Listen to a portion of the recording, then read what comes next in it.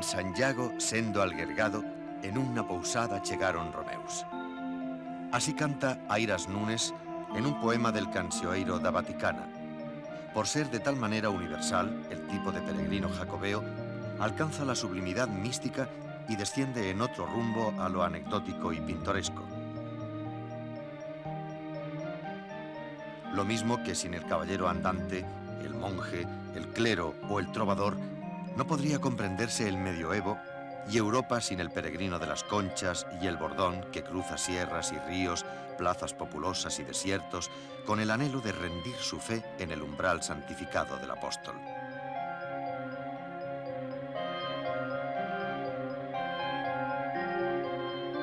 Una tradición de conmovido valor simbólico, nacida tal vez en el pseudo-Turpín y extendida en las crónicas de San Dionisio, sostiene que Carlomagno recibió aviso sobrenatural y contempló en la noche estrelecida un camino de estrellas que se comenzaba sobre la mar de Frisia e ia por entre Alemania e Italia e por entre Francia e Aquitania, ia dereitamente por Meogo da Gascona e por Navarra e por España e ia ferir en Galicia en aquel lugar onde o corpo de Santiago yacía escondido, como expresa la versión gallega del Códice Calistino.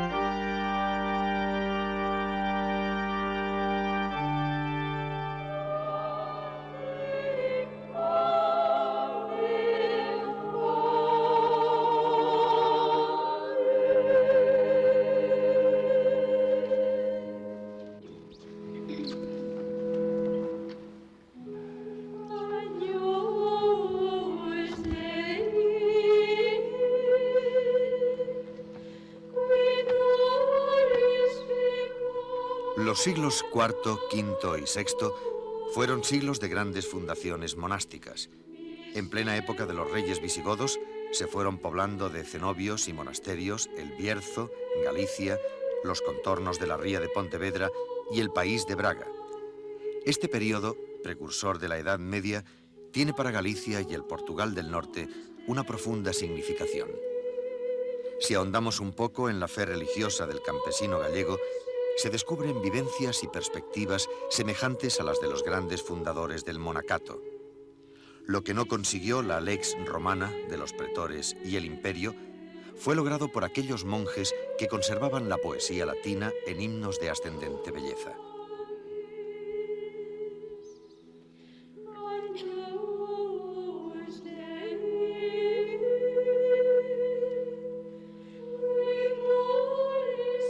Ellos les hicieron sentir y vivir el mundo como el retablo del altar dedicado a la espera y promesa de la vida eterna. Las gentes del agro, paganas, comenzaron a regirse por la voz de las campanas y la poesía popular a modular sus cantos por la rítmica eclesiástica.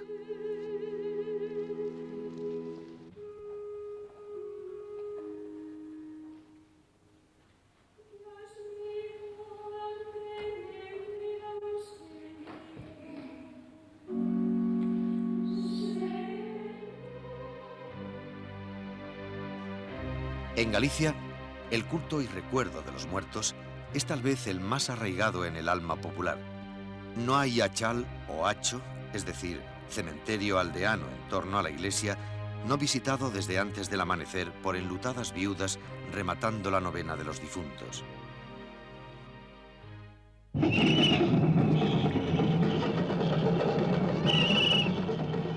Los hijos de esta tierra Veneran a las benditas ánimas del purgatorio, creen en fantasmas, agüeros y brujerías, se acuerdan de sus muertos que vagan por las selvas y veneran a los árboles. El paganismo, que en ninguna parte murió, sino que se hizo bautizar, cristianizándose más o menos, late aquí más vivo que en otras regiones españolas, tal vez porque el antepasado del gallego, un celta, tenía una mitología naturalista de la que carecía el beduino, abuelo del castellano, el ibero recio. Todo el fondo pagano del pueblo gallego levantó cabeza en el gnosticismo de Prisciliano, el hereje galaico, el único gran hereje español de los primeros siglos cristianos. Gnosticismo que duró unos 3 siglos, si es que del todo ha muerto. Es Prisciliano una personalidad apasionante de aureola fatal y atractiva, de enorme poder sugestivo y destino trágico. Posee el don de la elocuencia, sugestiona a las gentes, en especial a las mujeres, a las que daba bellos nombres de flores, de joyas, sintiéndose por ellas amparado, fortalecido. Prisciliano, que fue canónicamente preconizado obispo de Ávila, murió decapitado en Treveris, metrópoli romana, en los confines de la selva germánica en el año 385. Los discípulos piadosamente transportaron el cuerpo a Galicia y lo enterraron en lugar secreto. Su fama se asocia por algunos a la de un precursor de la Reforma o la de un creyente en antiguos mitos celtas envueltos en interpretaciones y adaptaciones cristianas. Este Prisciliano, cuyas obras se encontraron no ha mucho, ha de darnos con el tiempo la clave de no pocos problemas que suscita el estudio del alma galaica. Y quién sabe si su sepultura, disfrazada por la ortodoxia, no sigue siendo lugar de atracción de peregrinos.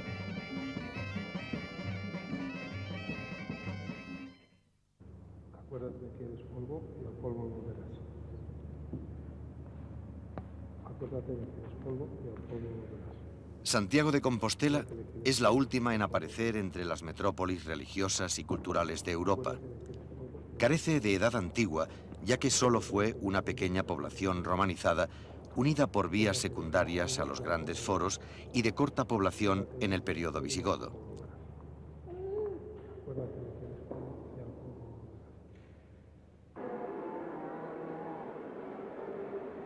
Pasó del anonimato de los campos y selvas al escenario de la historia directamente por obra del milagro.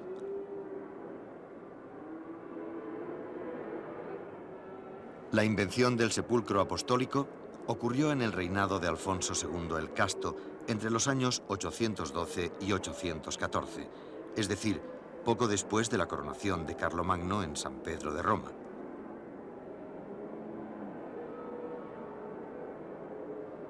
No deja de tener un profundo valor simbólico el sincronismo entre estos dos grandes hechos de los que el medioevo sale organizado y pujante de ideales y ambiciones de eternidad. El reconocimiento de la tumba se apoya en el relato que sirve de base a la tradición jacobea. Jacobo Boanerges, hijo de Zebedeo y de Salomé, pescador del lago Tiberíades, vino al Finisterre a predicar cristianizando sus comarcas. Regresa a Palestina y sufre martirio en Jaffa a manos de Herodes, quien además prohibió enterrar su cuerpo decapitado. Durante la noche, sus discípulos recogen su cuerpo y le transportan en una embarcación hasta el puerto de Iria Flavia, en Galicia. Solicitan los discípulos de una poderosa matrona hispano-romana llamada Lupa terrenos para construir un enterramiento digno del apóstol. Después de vencer numerosas pruebas y contratiempos que minuciosamente registra la leyenda, colocan los sagrados restos en un carro tirado por toros, dejando que estos tomasen la ruta hasta el punto en que su instinto les hizo detenerse. Fue este el límite de la región llamada de la Amaya, en el monte Liberum Donum, donde se construye la tumba y un altar. Pasado el tiempo y tras ignoradas vicisitudes, el sepulcro queda abandonado, perdiéndose el testimonio de su localización, mas no la tradición de su existencia, la cual revive cuando cantos angélicos y luminarias maravillosas avisaron al eremita Payo o Pelayo que decía misa a los vecinos de San Fiz en lugar silvestre y apartado. Advertido el obispo de Iria Flavia, Teodomiro, se realiza por este, después de una preparación de ayunos y penitencias, el descubrimiento del sepulcro contenido en un pequeño edículo enlosado de mármol y hasta entonces envuelto en poderosa vegetación.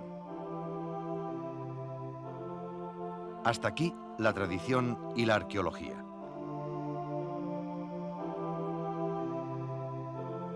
La historia recoge el hecho del descubrimiento y cómo el rey Alfonso II, llamado por Teodomiro, acude al lugar del milagro y ante la tumba y los vestigios que la identifican, aclama a Santiago como patrón del reino, hecho que transmite a toda la cristiandad, levantando sobre el arca la primera catedral del apóstol, pequeña y pobre por la escasez de los tiempos, aunque el monarca constructor de las basílicas ovetenses deseaba otra cosa y concedió a la iglesia un territorio de 3 millas en torno.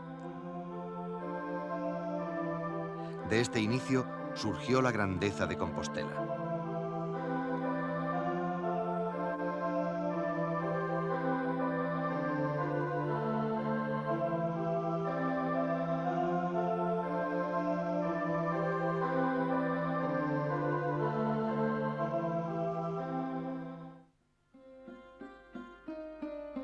En el siglo X, las diferencias entre la España cristiana y Al-Ándalus no podían ser mayores. Los pequeños reinos del norte no se atrevían siquiera a soñar con una comparación que no resultara odiosa. En Córdoba estaba instalada la capital de un califato que aparecía ante el resto del mundo musulmán como una de sus regiones más brillantes. Los intercambios comerciales en todo el Mediterráneo habían extendido la fama de los hispano-musulmanes, propagando la certeza de que el extremo occidental del Islam se encontraba definitivamente consolidado. Solo algunos hostigamientos fronterizos revelaban la presencia de un enemigo que de momento no representaba una amenaza digna de tener en cuenta. Pero algo empezaba a perfilarse justo donde menos se podía esperar. La noticia del descubrimiento de la tumba de Santiago se extendió rápidamente por las tierras del Cantábrico, traspasando los Pirineos y dando pie a la convicción de que era necesario aventurarse hasta la lejana Galicia para consolidar sus territorios y asegurar el paso hacia Compostela. Todo el occidente se hizo responsable del culto a los restos del apóstol, viendo la necesidad imperiosa de mantener a raya a los demasiado cercanos infieles. A partir de entonces, el avance hacia el sur de la península era ya un hecho, aunque todavía iba a requerir algunos cientos de años.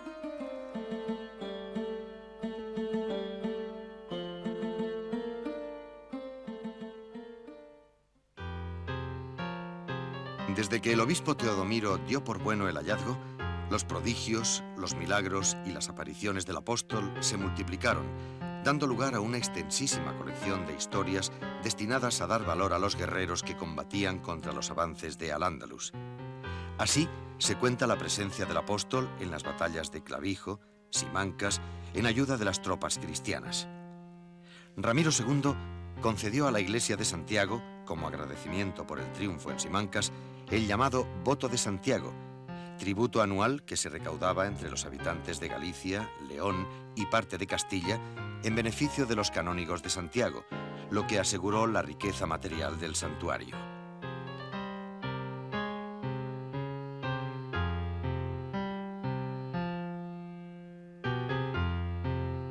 Fecha terrible en la historia de Compostela es la del 11 de agosto del 997, en que las huestes de Almanzor, en rápida invasión por la vía que unía los estuarios de la costa de Galicia, arrasa Compostela.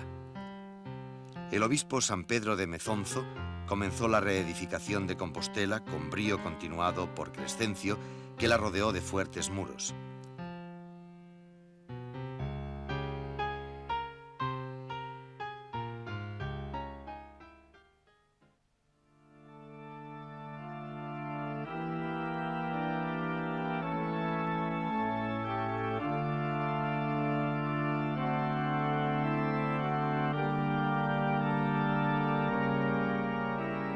La actual basílica fue concebida y comenzada por el obispo don Diego Peláez, siendo otro don Diego el que llegaría a ser primer arzobispo de Compostela, Gelmírez.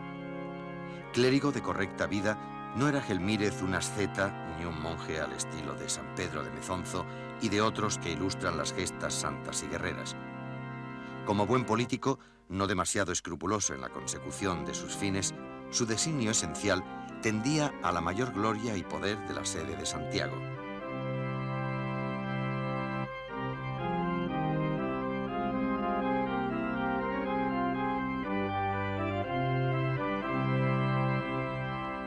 Gracias a su política y amistad con el pontífice Silvestre II de la Casa de Borgoña, consiguió la dignidad metropolitana transferida a Compostela desde la destruida Mérida en poder de los moros.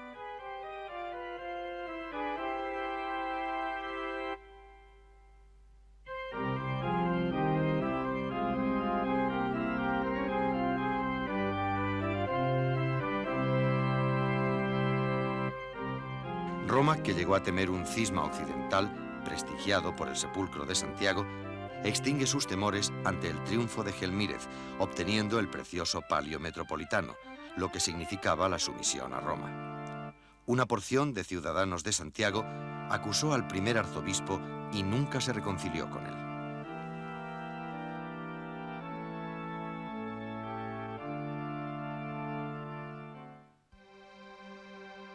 Entre los siglos XII y XV, Compostela acoge las fundaciones de las órdenes mendicantes y extiende su caserío dentro y fuera de las murallas, mientras sirve de escenario a agitadas y turbulentas luchas entre el señorío arzobispal y la burguesía de los gremios por el dominio de la ciudad.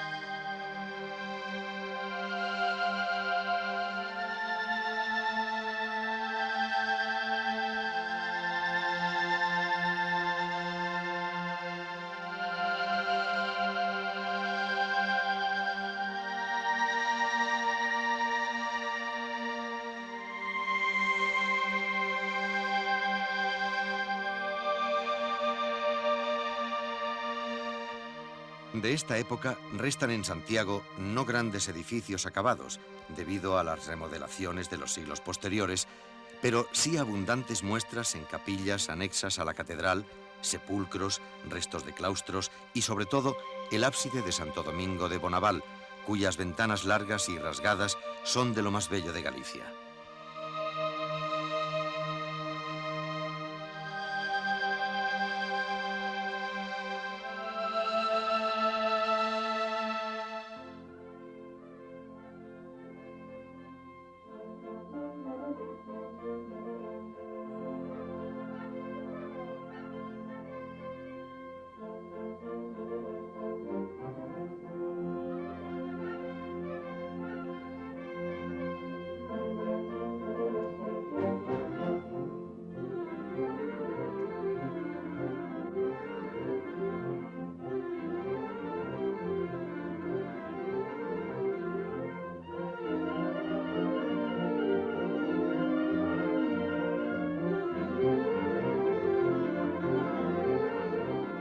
La toma y castración del reino de Galicia, en expresión del cronista Zurita, llevada a cabo por los reyes católicos, permitió, a la vez que el descabezamiento del señorío aristocrático gallego y del movimiento reivindicativo burgués, la afirmación del señorío eclesiástico.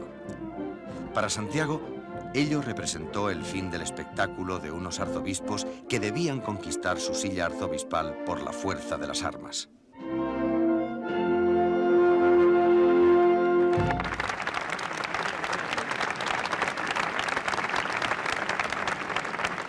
La política social y económica que se realiza en España hace que las grandes ciudades se abarroten de mendigos y pedigüeños, surgiendo una idea de beneficencia que se plasma en la creación de hospitales, como el antiguo Hospital de los Reyes Católicos, hoy flamante hotel.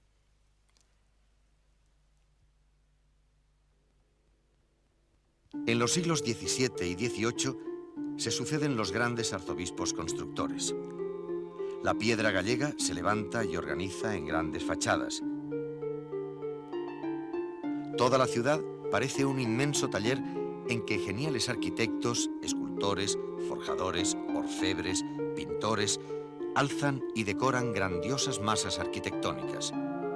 Los artistas medievales recurrieron a todas las fuentes conocidas para dar forma a los programas impuestos por el constructor, desde los modelos que proporcionaba el arte clásico hasta los rudimentarios del arte bárbaro procedentes de las culturas germánicas y celtas, pasando por las sugerentes metáforas aparecidas en el Corán y por las exóticas influencias orientales traídas por los cruzados y los musulmanes españoles, de manera que rastrear el origen de cada capitel o de cada portada puede obligar al estudioso a abarcar todas las civilizaciones del mundo conocido en aquella época.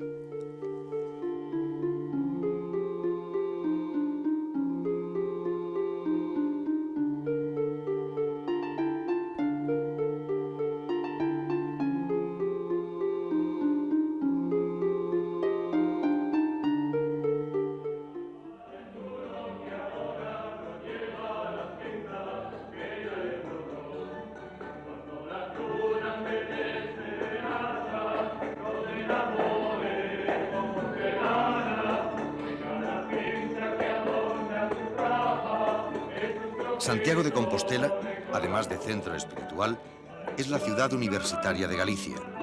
La alegría y frescor de las generaciones jóvenes que aprenden los saberes están presentes en todos los momentos de la vida urbana.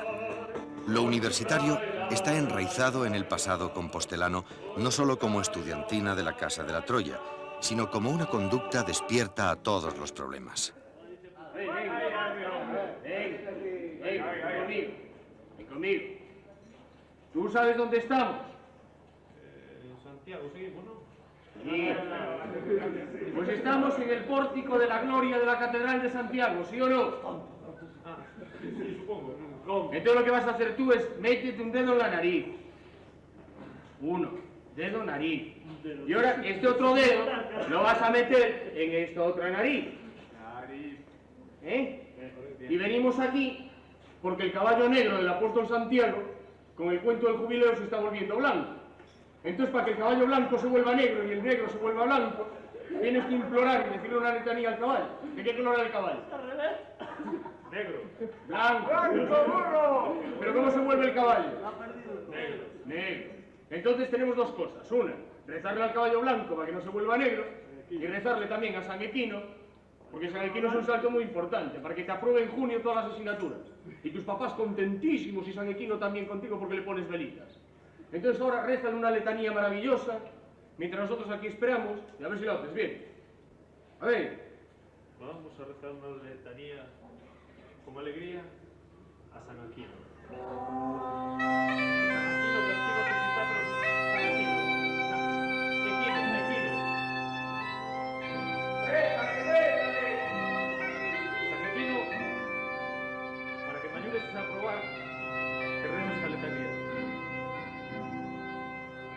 El origen de la universidad, aparte de los antecedentes medievales, arranca de la fundación del Estudio Viejo el 17 de julio de 1501. La protección de Fonseca III y de Felipe II, la organización de 1566 y las bulas de Julio II, Clemente VII y Pío V amplían la acción universitaria compostelana.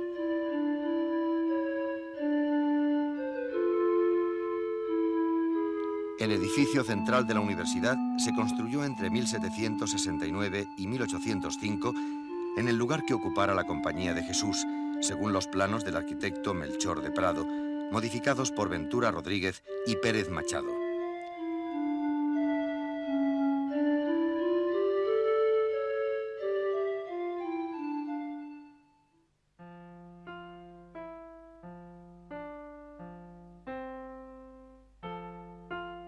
El recinto monumental de la ciudad, de esta Compostela rosa mística de piedra digna de ser añadida a la letanía, en palabras de Valle Inclán, está perfectamente delimitado, pues aún desaparecida en su casi totalidad la muralla que lo formaba, consérvase una de sus puertas y el recuerdo vivo de las restantes con sus viejos nombres.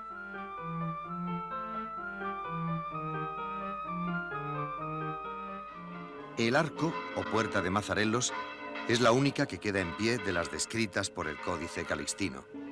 Por ella entraba el vino a la ciudad, vino al que, según Álvaro Cunqueiro, la solemne y larga vibración de las campanas metropolitanas mejora y madura.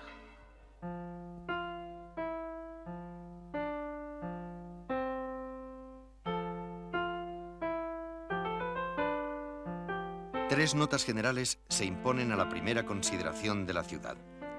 Su estilo religioso, casi claustral, dominante, el predominio de la noble arquitectura en piedra ordenada en equilibradas perspectivas y la perfecta adecuación de la ciudad con el paisaje que la envuelve y penetra.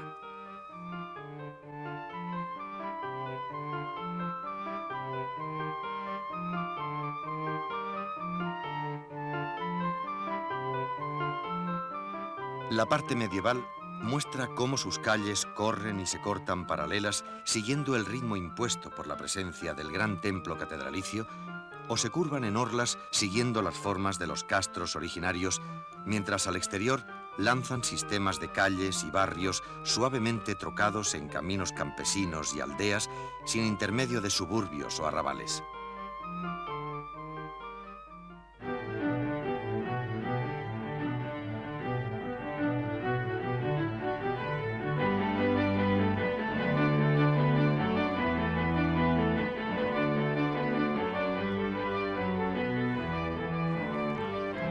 La basílica, amplio y poderoso conjunto constructivo, trascendental exponente de la fe y devoción, compendio de plásticas expresiones bañadas en brumas de tantos siglos, constituye el corazón, centro y eje artístico, monumental y urbano de la ciudad de Compostela. Enmarcada por las cuatro grandes plazas, cada una dotada de fisonomía, carácter y hasta silencios propios, preside lógicamente, según la historia y el destino, a la vasta ciudad.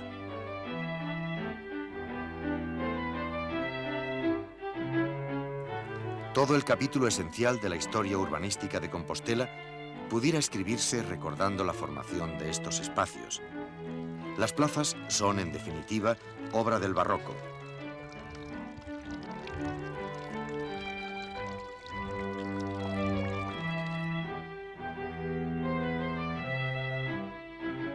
La ciudad medieval quería pegarse a la basílica. El sosiego barroco sintió la perspectiva y la ponderación de espacios y masas.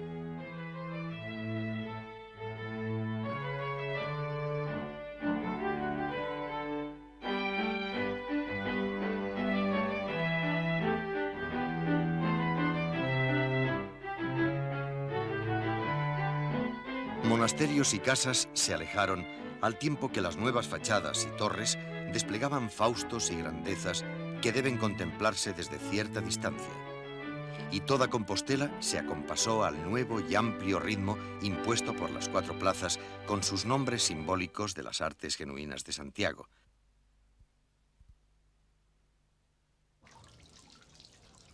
De la Azabache y la Plata, la Noche y la Luna, las del eje polar. Del Cementerio y la Caridad, las del eje levante-poniente.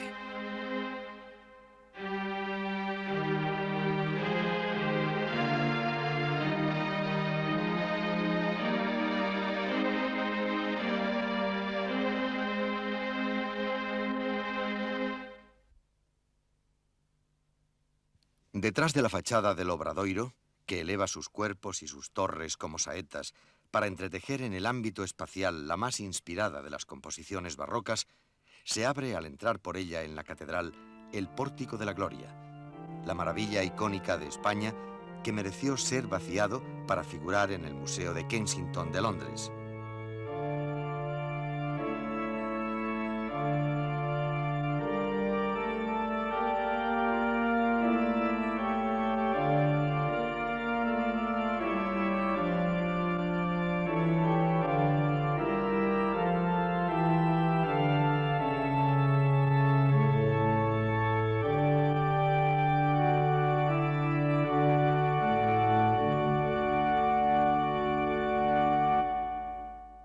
Cuanto se diga de este poema en piedra en que se respiran el arte y la piedad medievales será poco.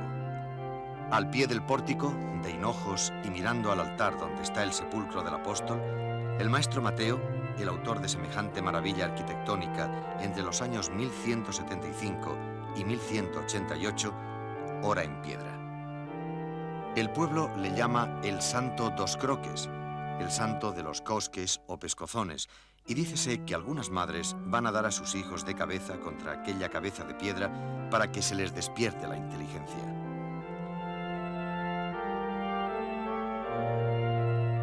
La religiosa gravedad del románico no se presta a las sentimentalerías literarias del gótico. El de Santiago sugiere desde luego la idea de un sepulcro, casi una catacumba. Allí hay que rezar de un modo o de otro, no cabe hacer literatura. Detengámonos un momento en la capilla de las reliquias. Panteón real, donde reposan los reyes de León y Galicia, tal vez los más amantes de Compostela, Fernando II y Alfonso IX. Aquí está también la estatua y el rostro de la emperatriz Doña Berenguela, joven esposa de Alfonso VII, el pupilo de Gelmírez. Su belleza hacía saltar lágrimas a las jóvenes campesinas llegadas para admirarla muerta, leve, bellísima.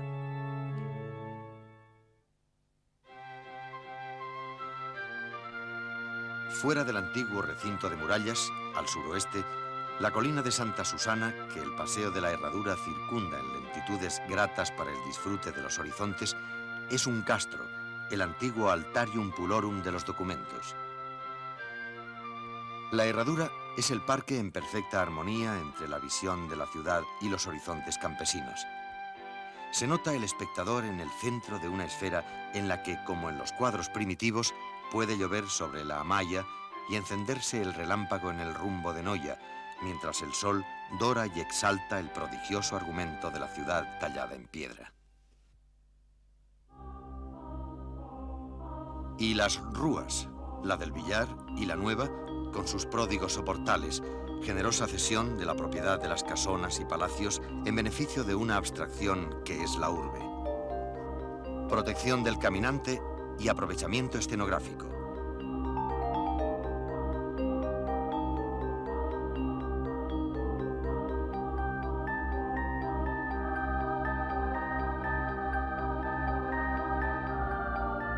Calles todas de pavimentos pétreos, rutilantes cuando la lluvia desciende con prestigio secular casi deleitable sobre la vetusta ciudad.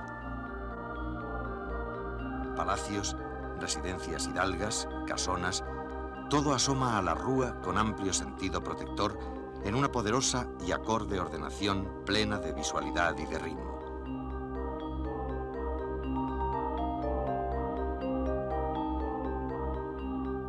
Presencia de un calculado fenómeno estético que trasciende de las creaciones artísticas monumentales a la arquitectura doméstica.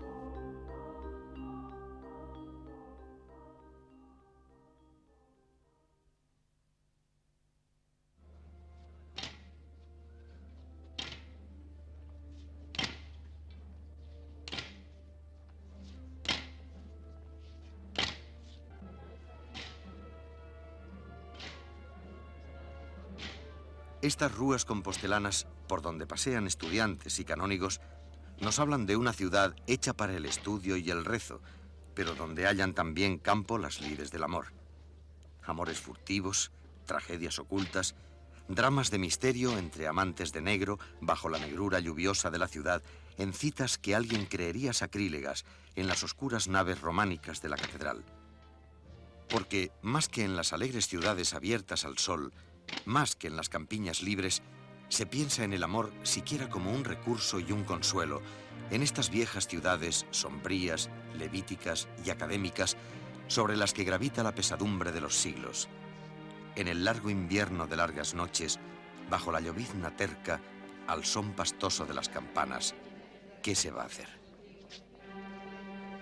Oigamos los versos que Rosalía de Castro pone en labios de las mozas que piden un hombre, aunque sea tamaño como un grano de maíz, porque una muller sin home, santo bendito, e corpiño sin alma, festa sin trigo, mais entendo un homiño, virxe do Carme, non hai mundo que chegue para un folgarse, que zambou trenco sempre vo ter un home para un remedio.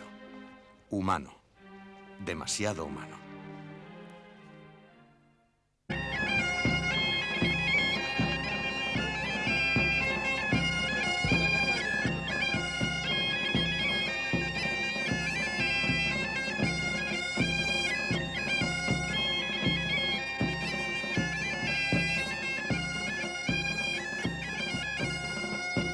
Unos cantan al sonido de las cítaras, otros al de las liras, otros al de los tímpanos, otros de trompetas, otros de violas, otros de ruedas británicas y galaicas, otros de salterios, otros de diversas clases de instrumentos músicos. No hay lenguas ni dialectos cuyas voces no resuenen allí. Las puertas de la basílica no se cierran ni de día ni de noche, cuyas tinieblas huyen del augusto recinto que resplandece como el mediodía con la luz de las lámparas y cirios. Así expresa el Códice Calixtino del siglo XII la universalidad de los peregrinos en el santuario.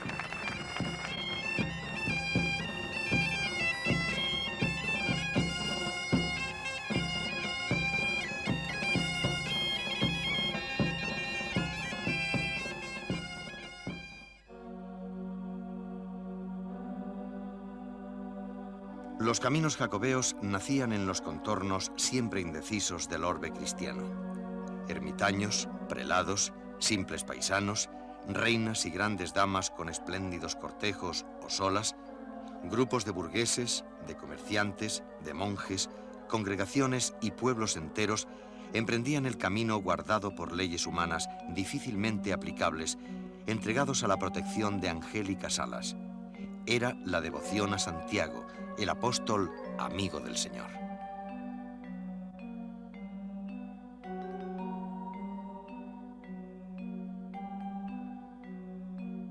Pero no todos los que emprendían el viaje lo hacían llevados por impulsos tan elevados.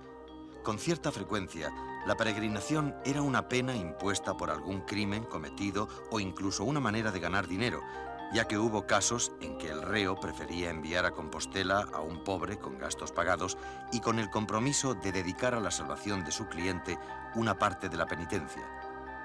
Con la peregrinación comenzó a circular la piedad, la cultura y la hospitalidad, pero también la codicia, el abuso y la picaresca.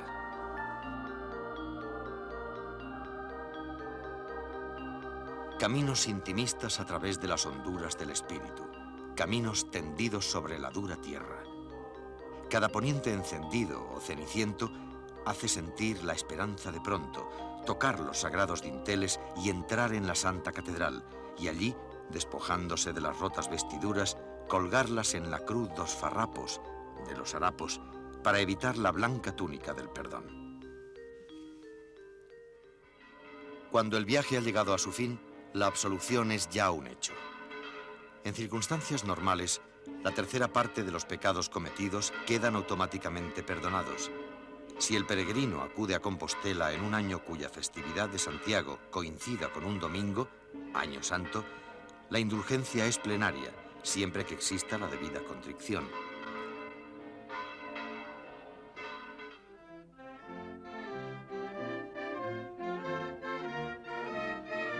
Además de esta circunstancia, había otras ocasiones en que era posible redimir la pena equivalente a 40 o a 200 días de purgatorio.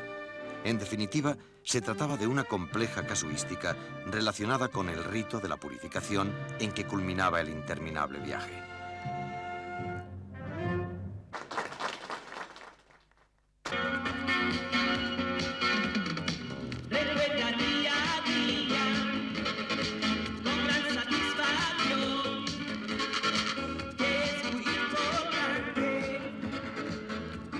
Recordemos unas palabras de Américo Castro. La historia de los españoles no hubiera sido en efecto como fue sin la creencia de hallarse en Galicia el cuerpo de un discípulo y compañero del Señor, degollado en Palestina y trasladado a Galicia en forma milagrosa.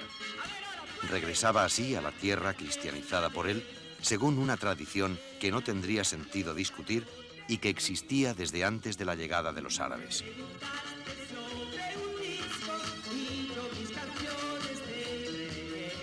Con las peregrinaciones hacen aparición las leyendas de milagros obrados por el santo, como la de Santo Domingo de la Calzada, donde cantó la gallina después de asada, testigo esta del milagro de un joven ahorcado que permanecía vivo, o la de San Andrés de Teixido, al que le fue concedido el privilegio de que todos irían a visitarle, vivos o muertos, ante la queja de San Andrés de que nadie acudía hasta el apartado santuario de Teixido, ya que todos lo hacían a Compostela a visitar a Santiago.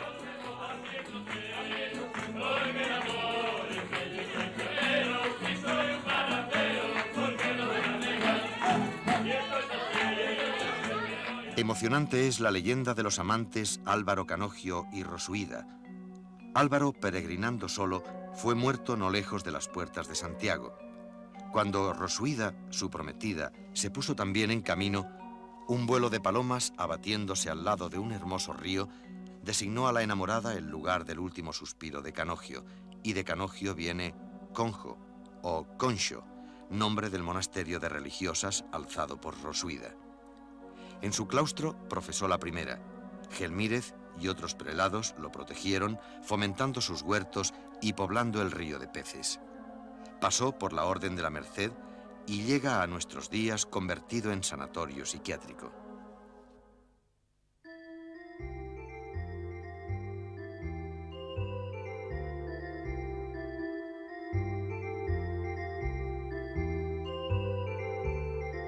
La llegada de nuevas reliquias daba lugar a fiestas magníficas autorizadas por pompas procesionales en las que no faltaban coros admirables de matronas y conjuntos gremiales.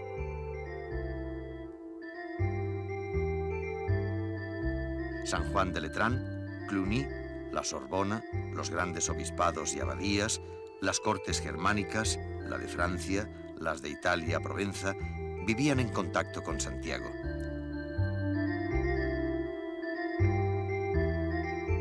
De todas estas fiestas, la más importante es sin duda la del 25 de julio, festividad del patrono de España. Conmemora el reconocimiento por Alfonso II de la tumba del apóstol en el año 813. Y fue para sahumar la catedral, matando el hedor que aquellos peregrinos allí dejaban, para lo que se hizo el famoso botafumeiro, el gran incensario que, pendiente del cimborrio, recorre las naves del crucero.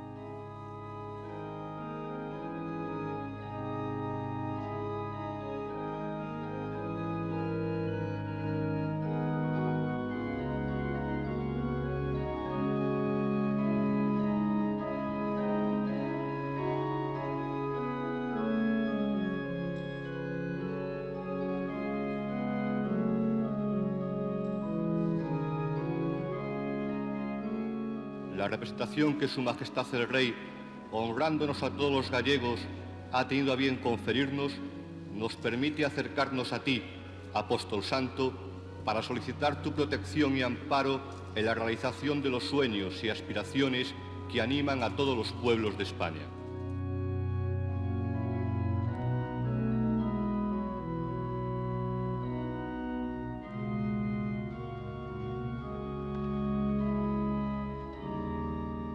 La ciudad, a pesar de su continua vivencia religiosa, no dejaba de sentir en su seno la fermentación de las inquietudes civiles y económicas.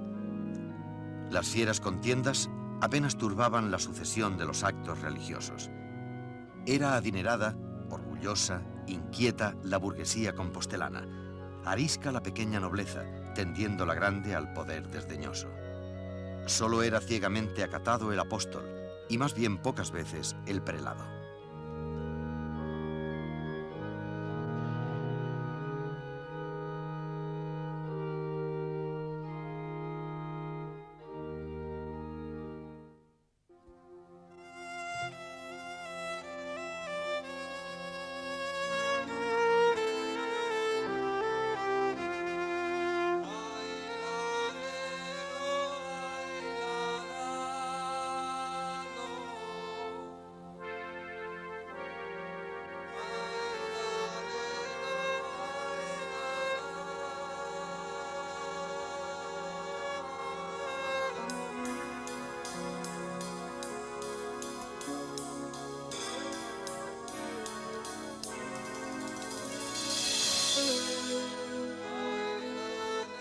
Cuando la gaita gallega el pobre gaitero toca, no sé lo que sucede, que el llanto a mis ojos brota.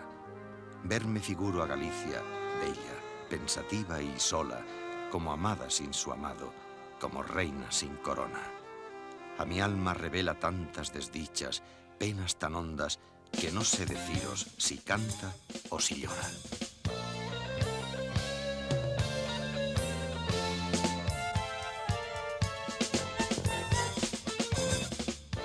A la poesía de Ventura Ruiz Aguilera, el salmantino respondió en gallego la dulce Rosalía de Castro, y su estribillo fue: que eu podo decirche non canta, que chora.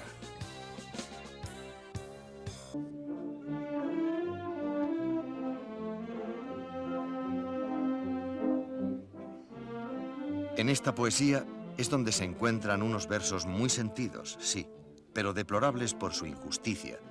Unos versos que brotaron de la irreductible suspicacia galaica, de la manía que los buenos, honrados y laboriosos hijos de esta tierra abrigaban de ver en todo desdenes y burlas y desprecios.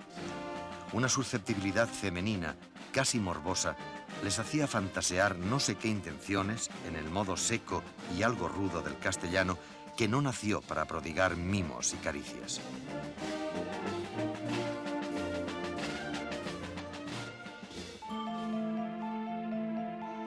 Aquí debió haber una civilización céltica de la que aún quedan rastros y reliquias, leyendas que nutrieron la poesía medieval, como la del rey Arturo y Merlín y Viviana, una religión con todos aquellos misterios druídicos y una vida ideal propia.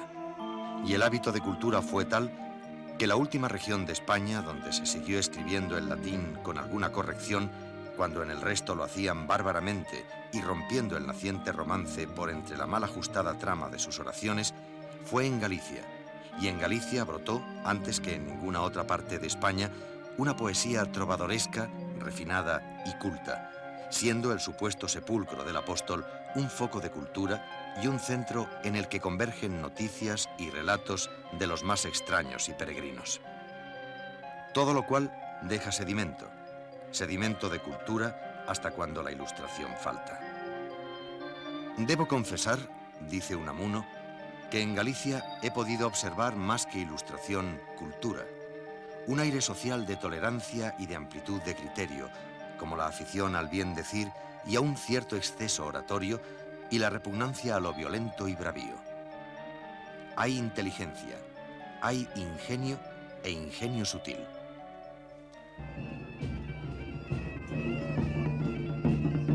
Lo burlesco abunda en la literatura gallega y puede decirse que lo satírico y lo elegíaco con sus dos cuerpos. Y suele ser a menudo una burla quejumbrosa y una queja burlona. La burla es una de las maneras que tienen de rebelarse, de atacar y de defenderse los que se sienten débiles, séanlo o no. La burla gallega es un consuelo y una defensa, es una rebeldía.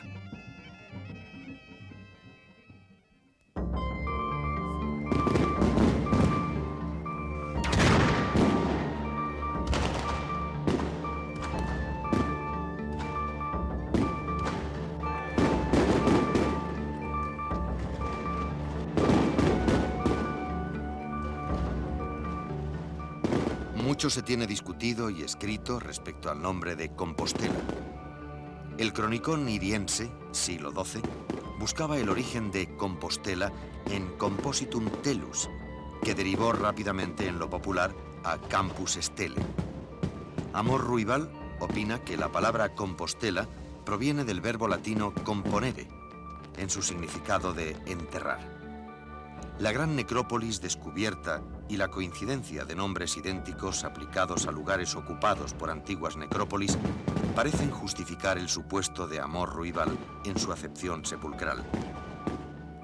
El primer nombre del lugar fue Arca Marmórica.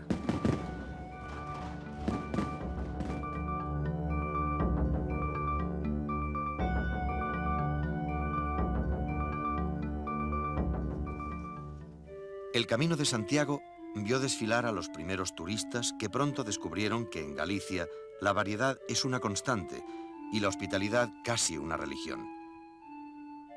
Situado en un lugar privilegiado como centro de comunicaciones con el resto de Galicia, Santiago es hoy la capital política de Galicia y, continuando esa tradición secular, sigue abierta con su espíritu liberal y tolerante, conciliador y universalista a cualquiera que la visite, venga de donde venga y hable el idioma que hable. Casi solo pide una condición, que tenga un poco de sensibilidad para apreciar tanta belleza como le va a rodear. No hacerlo disgusta a veces incluso a las meigas. Hoy, el estado de conservación del conjunto es bueno en general. En algunos de sus monumentos o partes de estos se han producido deterioros exteriores fundamentalmente debidos a la erosión del feldespato de la piedra granítica utilizada para la construcción de la ciudad, el llamado mal de piedra.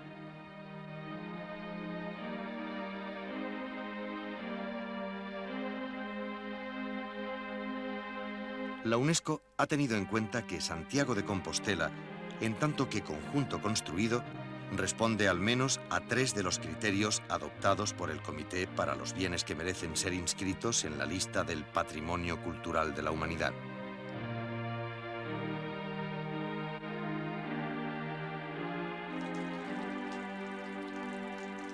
Santiago representa una realización artística y estética única y un chef d'œuvre del espíritu creador del hombre, no solamente por sus monumentos considerados individualmente, sino por la armonía del conjunto arquitectónico sin disonancias de estilos.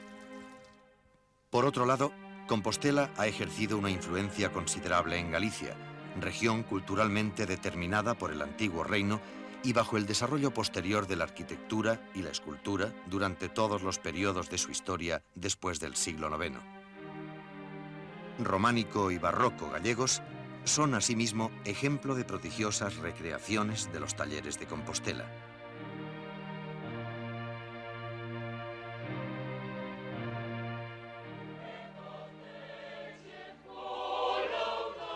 Compostela está asociada a las ideas y creencias que tienen una significación histórica considerable. A través del Camino de Santiago nace y crece la Europa de la Edad Media.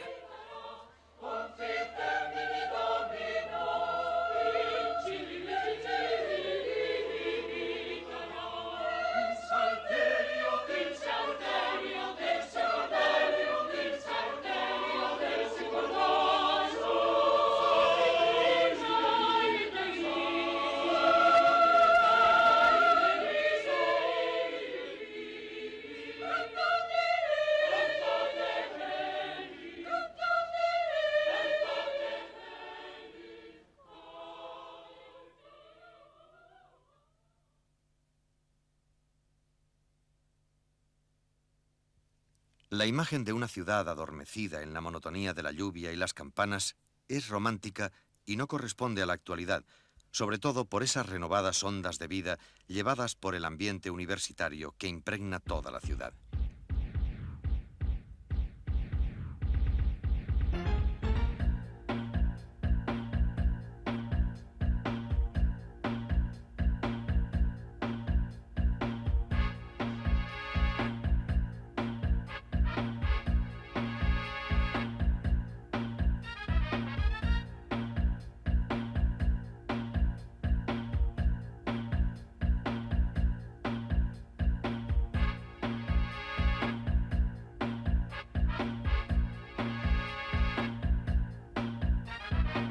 Y en Galicia se sueña todavía.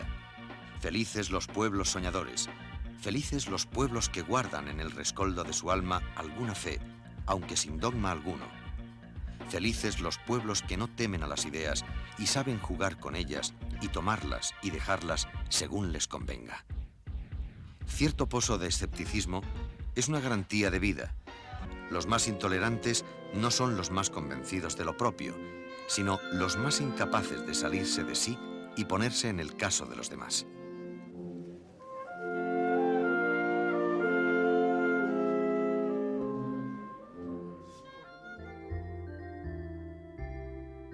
Rosalía exclama: ciudad extraña, hermosa y fea a un tiempo apetecida y detestada, cual ser que nos atrae y nos desdeña.